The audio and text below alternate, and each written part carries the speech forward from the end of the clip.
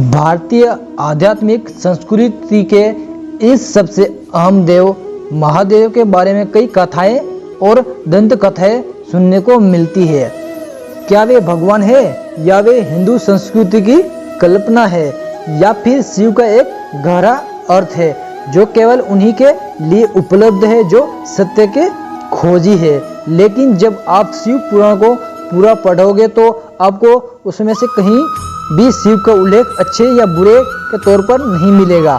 उनका जिक्र सुंदर मूर्ति के तौर पर हुआ है जिसका अर्थ सबसे सुंदर है, लेकिन इसी के साथ शिव से ज्यादा भयावह भी कोई और नहीं हो सकता। तो आइए जानते हैं कौन है शिव। शिव की दो काया है, एक वह जो स्थूल रूप से व्यक्त किया जाए, दूसरी वह जो सूक्ष्म रूपी लिंग के रूप में की जाती है। शिव की सबसे ज्यादा पूजा लिंग रूपी पत्थर के रूप में की जाती है। लिंग शब्द को लेकर बहुत भ्रम होता है।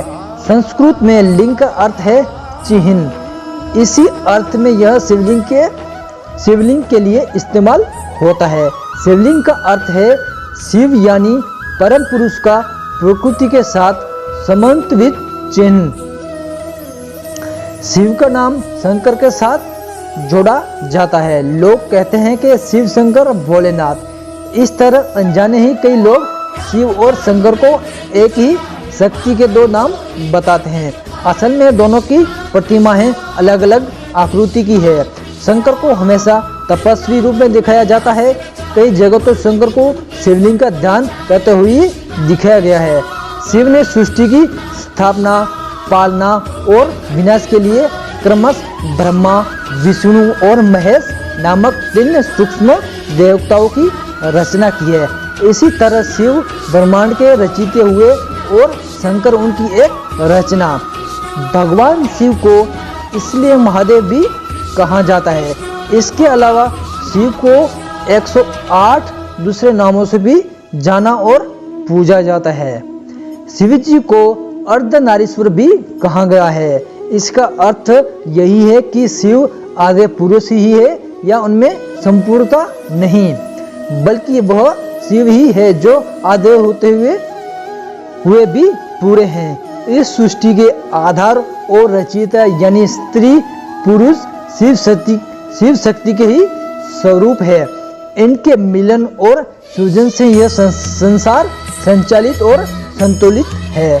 दोनों ही एक दूसरे के पूरक है।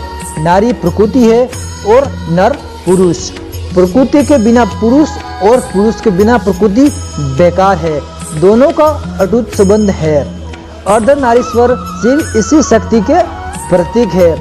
आधुनिक समय में स्त्री पुरुष की बराबरी पर जो इतना जोर है उसे शिव के इस स्वरूप में बखूबी देखा या समझा जा सकता है। यह बताता है कि शिव जब शक्ति युक्त होता है तभी समर्थ होता है। शक्ति के अभाव में शिव न होकर शव रह जाता है। अमृत पानी की इच्छा लिए जब देव दानव मंथन कर रहे थे तभी समुद्र से कालकूट नामक भयंकर विष निकला।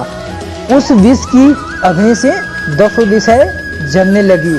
समस्त प्राणियों में हाहाकार मच गया। देवताओं और दैत्यों सहित ऋषि, मुनि, मनुष्य, गंधर्व और यक्ष आदि उस विष की गर्मी से जलने लगे। देवताओं की प्रार्थना पर भगवान शिव जी विषपान के लिए तैयार हो गए हैं। उन्होंने भयंकर विष को हथेलियों में भरा और भगवान विष्णु का स्मरण कर उसे पी गए। भगवान विष्णु अपने भक्तों का संकट हर लेते हैं। उन्होंने उस विष को शिव जी के गले में ही रोक कर उसका प्रभाव खत्म कर दिया। विष के कारण भगवान शिव का कंठ नीला पड़ गया और वे संसार में नीलकंठ के नाम से प्रसिद्ध हुए। शिव पुराण में एक शिकारी की कथा है। एक बार उसे जंगल में देर हो गई, तब उसने एक बेल वृक्ष पर रात बिताने का निश्चय किया। जगह रहने के लिए उसने एक तरकीब सोची। वह सारी रात एक एक पत्ता तोड़कर नीचे फेंकता रहा। कथानुसार बेल के पत्ते शिव को बहुत ही प्रिय है। बेल वृक्ष के ठीक नीचे एक शिवलिंग था। शिवलिंग पर प्रिय पत्तों का अर्पण होते देख शिवजी प्रसन्न हो उठे, जबकि शिकारी को अपने शुभ काम का एहसास न था। उन्होंने शिकारी को दर्शन देकर उसकी मनोकामना पूरी होने का वरदान दिया। इसी भोलेपन के कारण शिवजी को भोले बाबा भी कहा जाता है। कथा से यह साफ है कि शिव कितनी आसानी से प्रसन्न हो जाते हैं। शिव मोहमाया की ऐसी कथाओं और बखाओं से पुराण भरे हुए हैं। नमस्कार दोस्तों, हमारी YouTube चैनल में आप सभी का फिर से एक बार तहे दिल से हार्दिक स्वागत है। दोस्तों, आज के वीडियो में बस इतना ही है, और फ्यूचर में आने वाले जो अगर मेरे वीडियो आपको देखना है तो मेरे चैनल को लाइक, शेयर और सब्सक्राइब कर दे, ताकि नोटिफिकेशन के माध्यम से जो वीडियो आने वाला है उसको आपकी लिंक या नोटिफिकेशन मिल जाए। दोस्तों, आज के वीडियो में बस इतना ही है। तब तक इजाज़त मांगते हैं आपसे। जय हिंद, जय भारत।